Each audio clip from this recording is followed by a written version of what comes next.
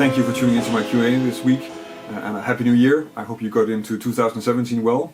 So this is the first Q&A in 2017, and some of the questions I'm going to go over are Starwars and Modes, how to play on descending chord progressions, how much I practice, maybe also a little bit about what I practice, and how to work effectively on a song if you're trying to learn a song. So before I get to the questions, also if you have any questions that you want me to take up in one of these Q&A videos, then leave a comment on this video or send me a message on social media, on Facebook or Instagram or Snapchat or Twitter or Google+. And then maybe I can get to the question in a later video. These last few days when I got back after Christmas, I've been working really hard on a new lesson for my web store. So there's a new lesson coming which is on Satin Doll, and which is like two different solos on Satin Doll, and one is easy to play and one is a little bit more difficult, and hopefully I'll get it out in my newsletter also quite soon. But because there's another thing I wanted to talk about also, my website is having some trouble right now, and I think it has to do with my provider, because I have a fairly cheap web hosting, and you probably get what you pay for. So I'm maybe looking into finding a new provider, and then hopefully I can get a website up that's working a little bit better than what I have right now, because the last 3 or 4 days it's been down really a lot, and it seems to be mostly about the capacity of their servers. So, but I'm not really sure either, because I'm not an expert on that topic. But just so you know, I'm working on solving the whole website thing, and hopefully get a better website up for you guys. Well, actually, I'll probably be the same website, but a better hosting, so more reliable, a little bit quicker maybe. So let's just get to the questions. Alright Jens, important question here. If the modes were represented by Star Wars films, which mode is which movie? Seems only fair that I should address this question, since the reason why Sean is asking me on the last Q&A video is that I also posed the question on one of his Q&A videos. So fair enough. Even though this is not the kind of thing that I normally talk about, and I'm a little bit more talking shop in these Q&A videos, it's a kind of an interesting, fun challenge to try and map the different movies to the modes. So I guess the way I see this is the first movie, so not the first in the series, but the first Star Wars movie, A New Hope. It should probably be Lydian, since it's hopeful and bright and stuff like that, and new and exciting. Then if we take The Empire Strikes Back, I'm just going to do chronologically because that's how I know the movies. The Empire Strikes Back is much darker and all full of doubt and stuff like that. So probably that's more like a Phrygian sound.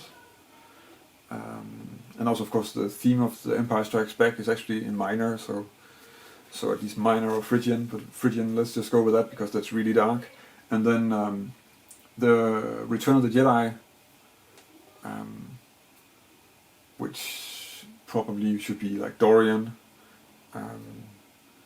just because that's like a great mode that works with a lot of things, and the same for the movie. It's like a great, exciting movie, and there's a real ending, and it ends well and all that stuff. So Dorian seems to be a good choice for that.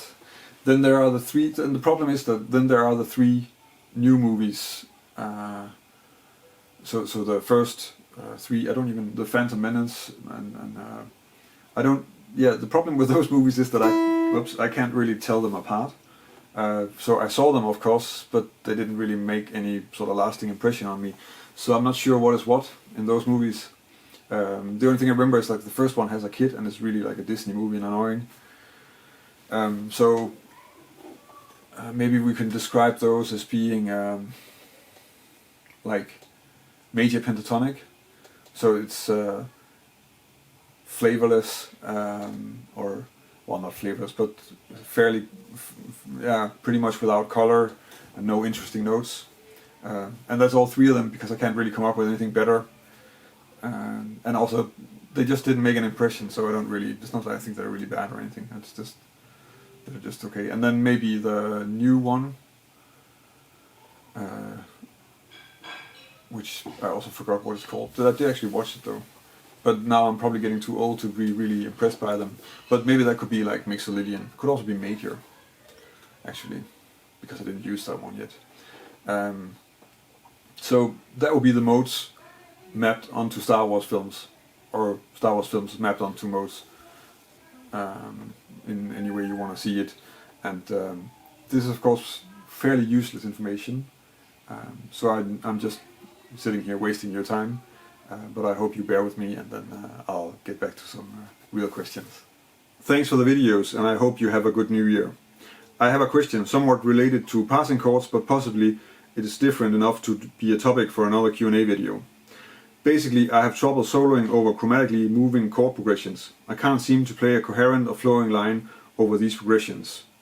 So he also mentions, as you can tell in the question, some of the progressions that he's having trouble with. I'm not going to read those out loud, because you can look at them and then check it out like that.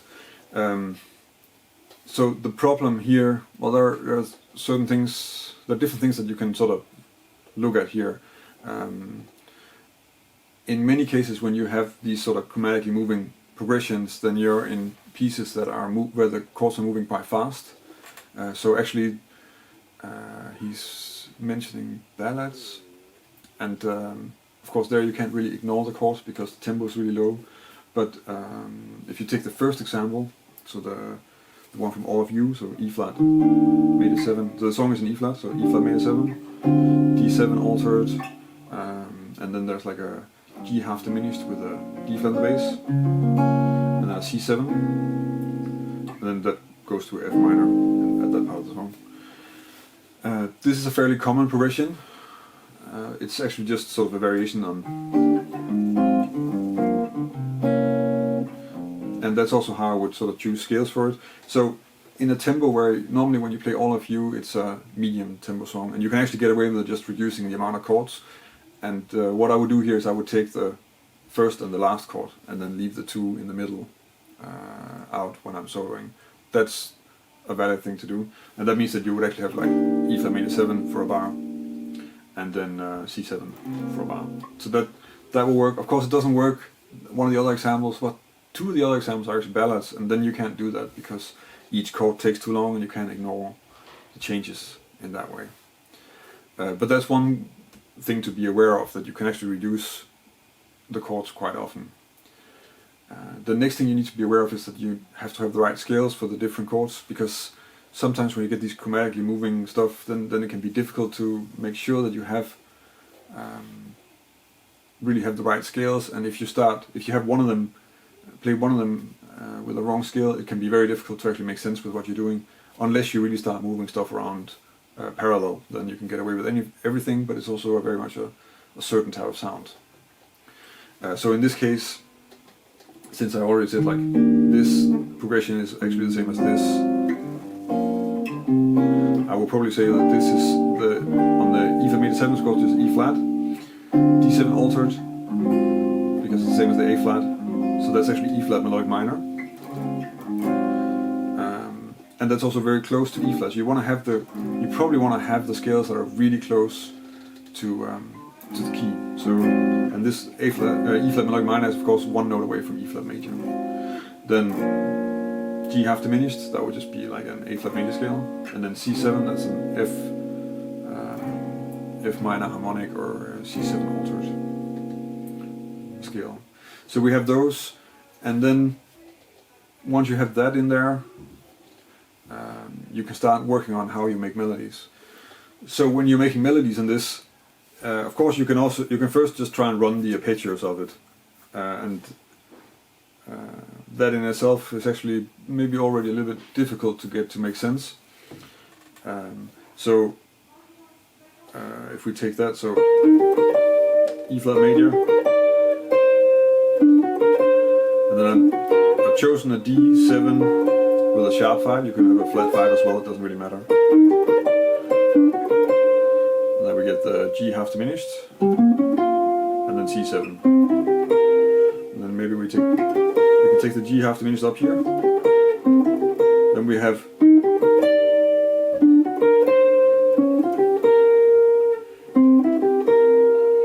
a different kind of line. But of course, if you just run this arpeggio, then that's not really gonna make nice melodies. So you probably want to just sit down and compose some different melodies, and then try and hit the notes that are important. In the beginning, when you're trying to make melodies on it, you probably want to spell out the changes, and then you can be more vague about it later. So stuff like this. So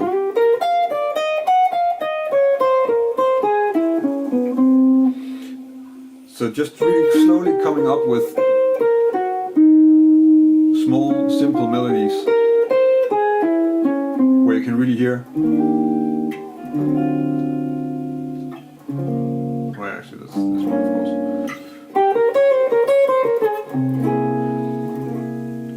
And then just get a little bit familiar with just playing on it slowly, writing melodies. Make sure that you don't play a lot of notes. So when you're playing slow, play slow 8-note lines, because that's what you need to do when you're improvising over it. Otherwise, you're not practicing making lines that actually make sense when you speed them up. You're practicing something where there's more space. So, and that's the reason why I'm working on this exam, because I think that's the most difficult. The other ones, you have a lot more space, and you can work more with what is going on, and you can probably be more free. Or at least if you can tackle this one, you can do the other ones as well. That's a little bit the thinking here. And so that's just sort of slowly taking it down to the basics, and then really just working on this progression.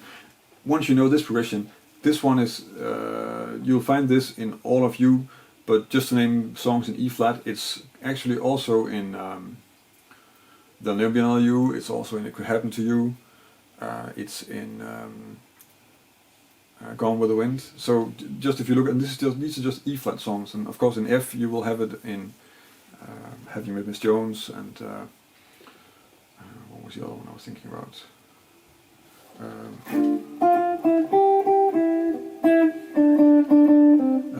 Penance from Heaven. So, you know, I mean, there are lots of songs that has the progression, so it's worthwhile checking it out, because you're going to run into it all over the place. Just be aware that it's the same progression. Then you can start looking for different ways to approach it. So the progression is moving down chromatically. So your melody maybe doesn't want to do that all the time. It can be useful to maybe, for instance, check out, well, what notes will work on all the chords. So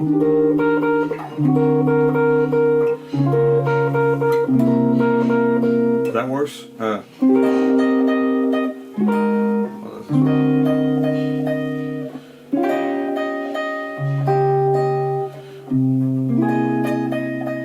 So in that way, like, there's a lot of notes where you can actually get away with just using the same note through the whole thing. And of course, just playing that note is one option, but you can also use that as a sort of pedal point through the progression. So you do like, or so that's just using that one. So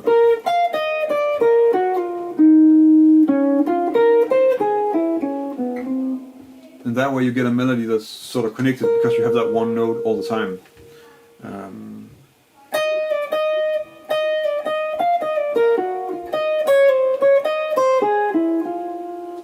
In that way, that's just like two examples of how you can use sort of one pedal point as a note that you keep returning to in the lines, and then just try and make the lines move around that one note.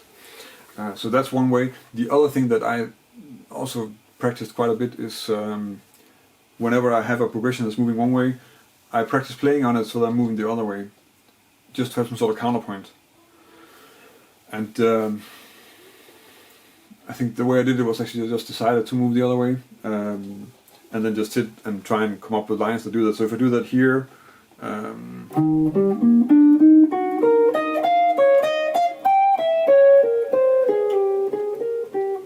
that could be something.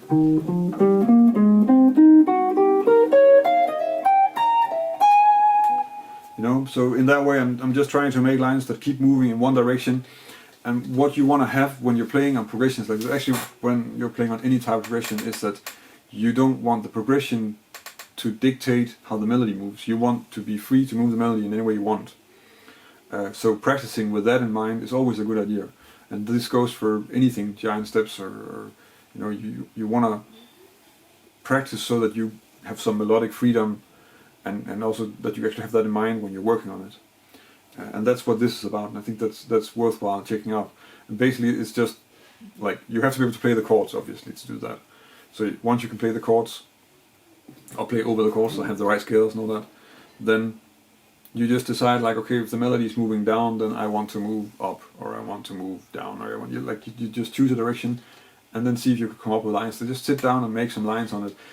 The idea is that you need to work on these types of things and sit down and practice making the lines, and that really means sitting down and composing, just like I'm doing now. I'm just playing through them once and then I'm resolving it to an F minor, and that's all I'm doing. That's how I would work on it also in the beginning, because you need to have that control over that progression, and then you can try it out in the song.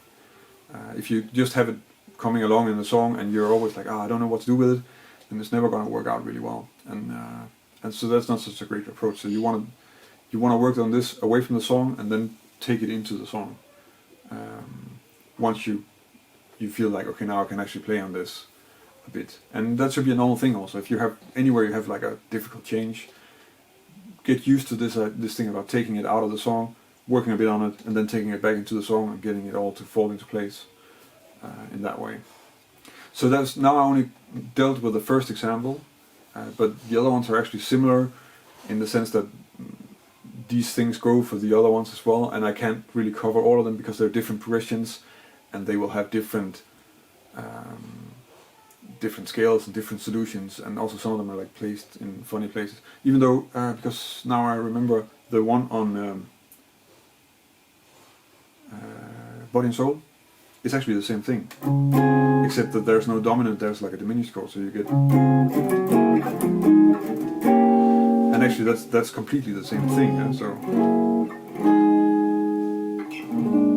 if it was harmonized like this, then you would have the same type of progression. So that's another progression that you run into all the time, and all these, it's about finding all these different chunks that are there and learning the different variations on them, and realizing that they're pretty much the same progression makes it a lot easier to work with, and also makes it a lot easier to move what you already practiced to other songs and other progressions that are very similar.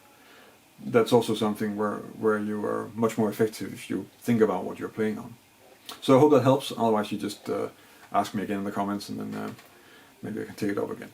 How much do you practice? That's a short, precise question. So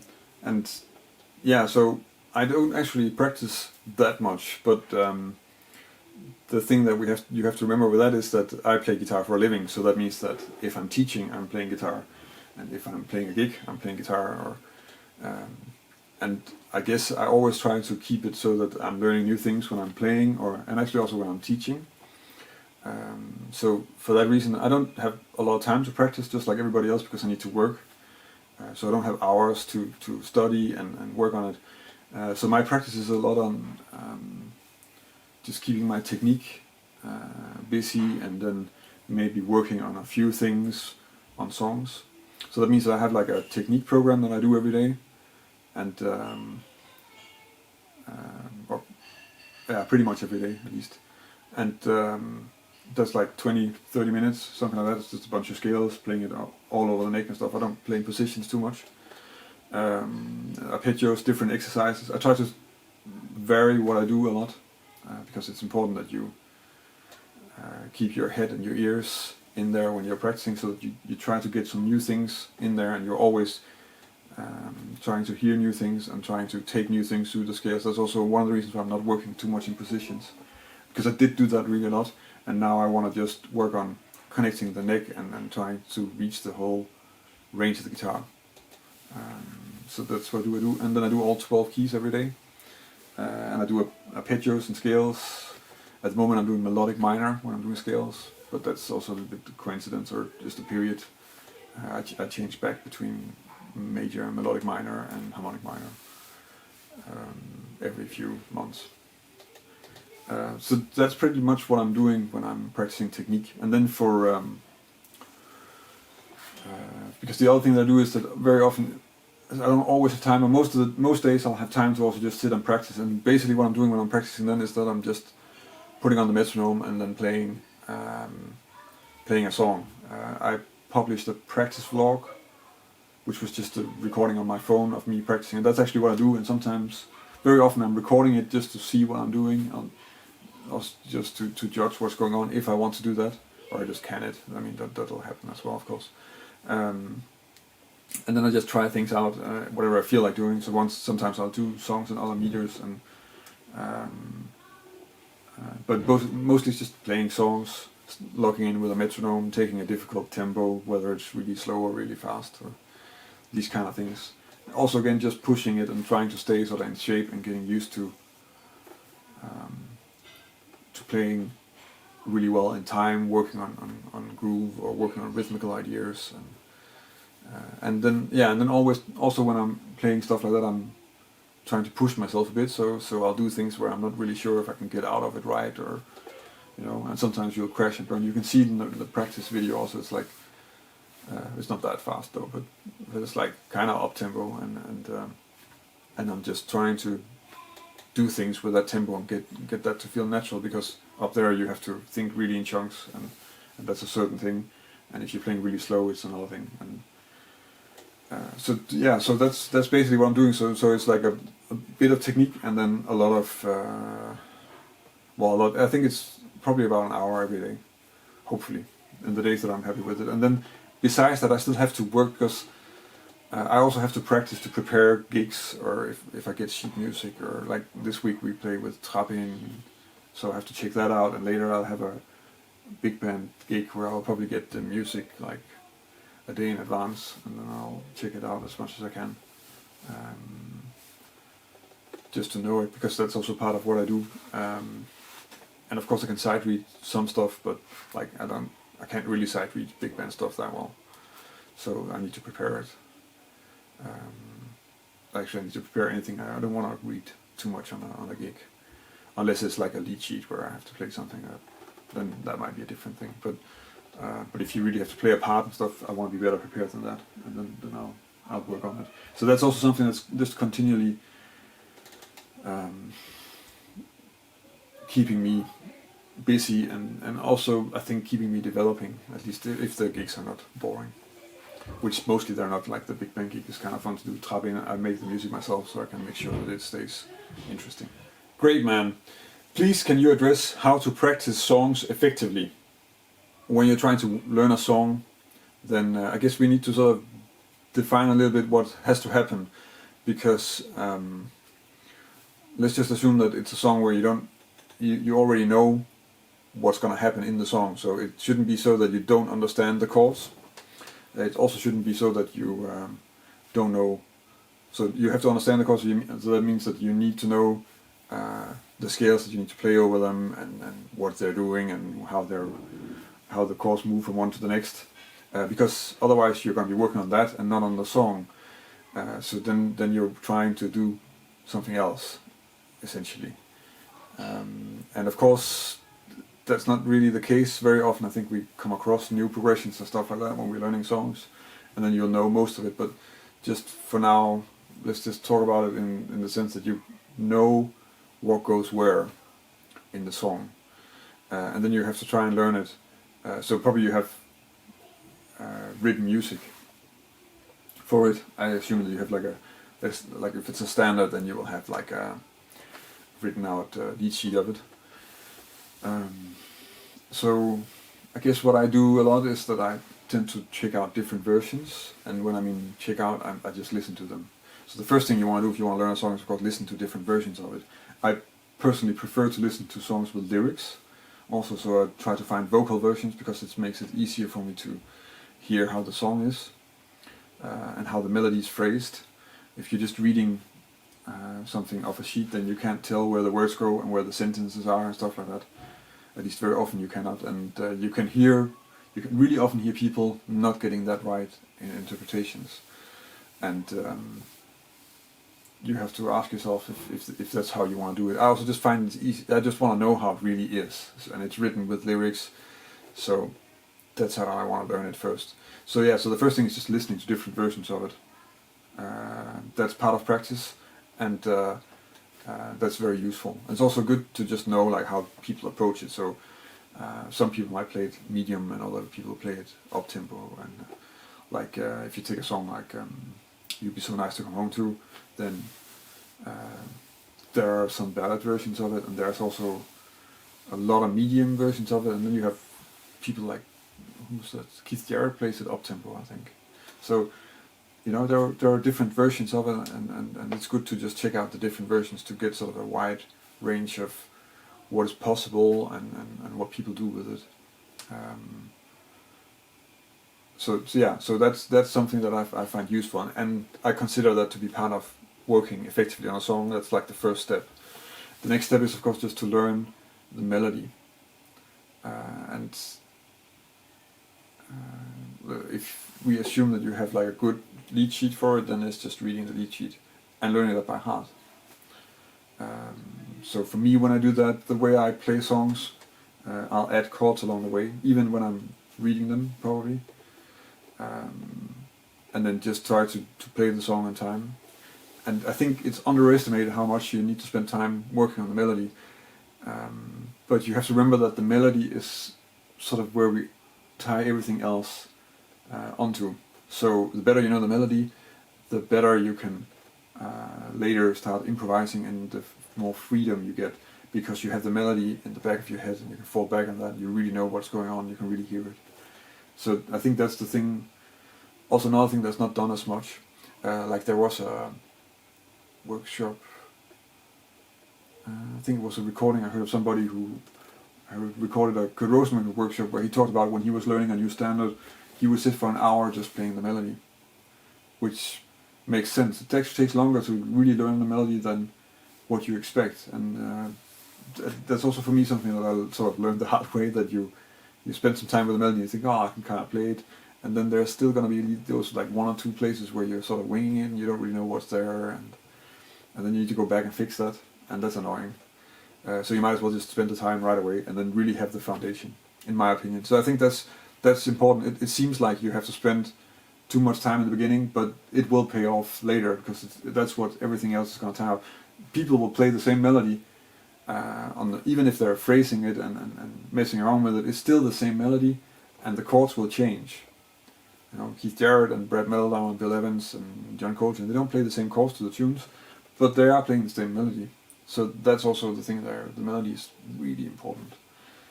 So we talked about All of You earlier, so maybe we can use that as an example. So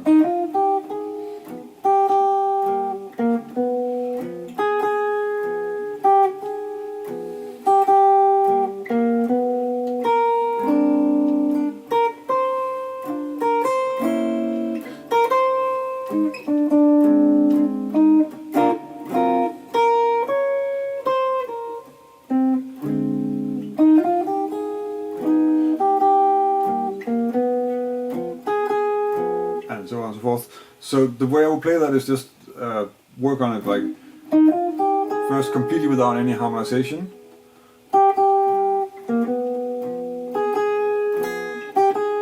and then sort of just maybe move it around a bit. So now I'm starting to add chords already, just to have some sort of idea about where the melody notes fit and how they're related to the chords. And also just to really hear, okay, so this is how each of the long notes in the melody sounds.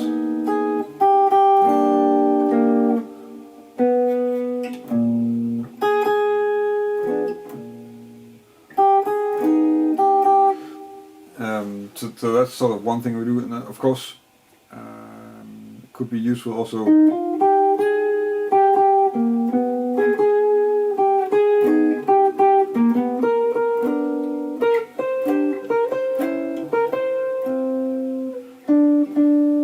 to just try it out in different positions, maybe even different octaves. Let's see, well,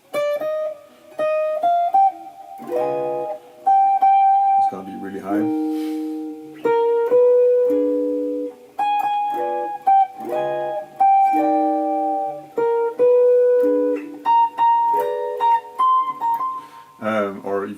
low version.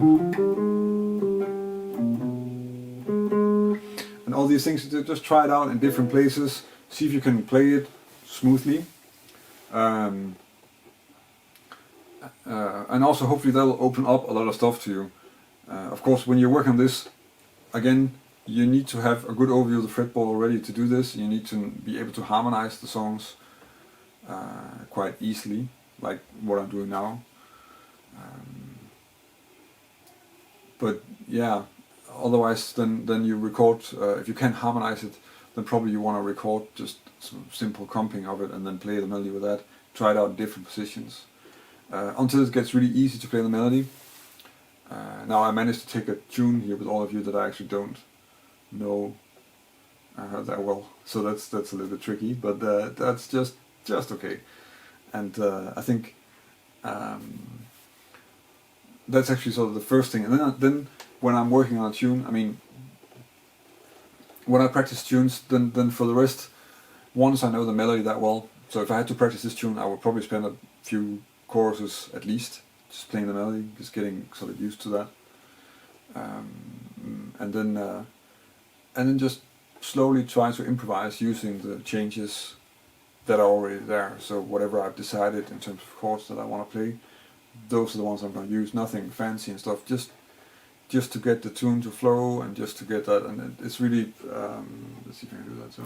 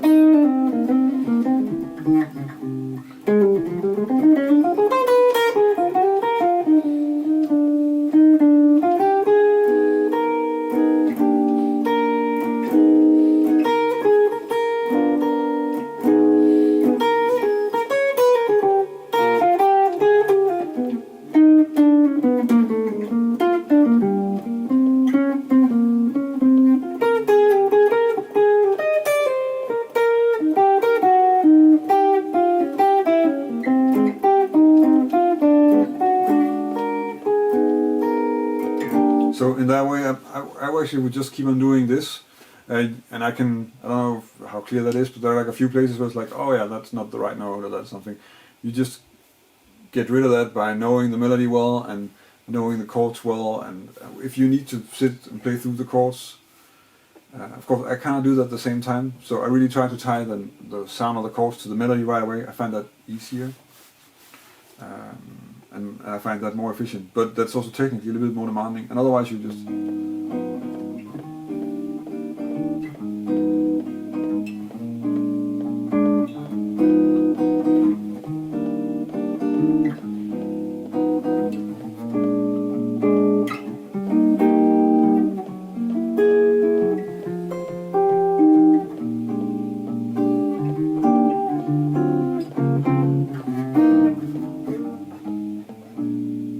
stick with that, and then once you have that sort of framework, then you can hear that, and then just try and play out, and don't be afraid to keep it simple. The more you're playing stuff that's simple, like improvise, don't just play what's in your fingers, try to hear melodies on the changes, but don't try to play stuff that's like technically advanced stuff, because you're not working on all that stuff right now. You're really working on learning the song, and once you know the song, then you can try and use the song as a vehicle for learning other things. So if you're working on tritone substitution, stuff like that, then you throw it in there once you know the song. But keep in mind that you're not trying to work on that right now, that you're trying to just really know the song well. To quote somebody else, because I think Pepinthini was asked once about how he said how he could play so freely on, I think it was All Things You Are, but some standard. And and he made the comparison that most people are really free on a 12-bar blues. They can really relate to, like, I can play whatever and I always know where I am and stuff like that, and that's because we played that so much that we really know it. And he said, well, yeah, that's the same as what I'm doing with All Things Right. I just played it so much that I can do whatever I want and I don't get lost, and that's how well you want to know it. If you sort of keep that also in mind when you're trying to learn the song and spend time like that, then you get more of a basis, and then that's gonna help you learn the song. And even though it might seem like I'm telling you to practice the song longer than what you expect, I think what I'm just trying to say is that if you really spend time on learning the basic part of the song effectively in the beginning, and that might be more than what you're doing now, you'll have that will be a better vehicle for practice later when you're going to try stuff out on the song. And then be aware of when are you trying to learn the song and when are you trying to try something out on top of a song. And maybe make the distinction that you don't want to do that in the beginning. So if you're learning a song, then spend time learning a song. Don't be afraid to sit around for half an hour, just playing the melody. You know, it's a beautiful. I'm sure it's a beautiful melody if it's a standard, and then if not, then why are you learning it? So apparently, if you have to learn it, then spend the time, learn the melody, play it nicely, and make sure to listen to versions of it also. That would be sort of the main things to work with. So this was a bit long, but I hope it's useful on learning songs. That was a few answers to some of the questions that I got from you guys. Remember that if you have a question that you want me to take up in one of these Q&A videos, then leave a comment on this video or send me a message on Facebook or Instagram or Twitter or whatever social media that you prefer. I'm most probably already on it, and I do really try to get back to everybody who sends me a message or an email, but sometimes I don't see them, especially with Facebook. I think it's message requests are sometimes lost. So sorry for that. I try to pay attention, but it's not always that easy. And then I will be back with some more updates on my website, and maybe also a new newsletter next week. Depends a bit on how my website is doing for the rest of these few days, if I get my newsletter out now or if I'll get it later. So of course, if you want to stay up to date with that, then you just sign up to my newsletter. There's a link in the description of the video for you to do that if you want to check out what I'm up to in terms of where I'm playing or new lessons in the web store and stuff like that. So that's it for this week. Thank you for watching, and until next week.